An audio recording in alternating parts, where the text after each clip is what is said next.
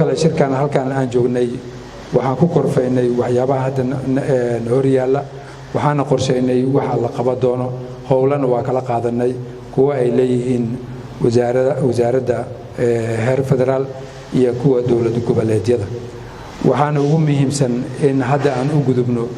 wejigii saddexaad ee mashruuca kaasoo ka ballaaran kii hore ahna mid wadamada geeska Afrika oo dhan ee qayb ka noqon doonaan sida wadamada Kenya, Djibouti, Eritrea iyo Ethiopia oo loo yaqaan Horn of Africa Initiative qaybta anaga naga qosayso oo ah Horn of Africa Digital Foundation oo laga rabo wasaaradahan inay jaangooyaan una diyaar garoobaan dalkana u diyaariyaan sida ummadda wax u la qaybsan lahayd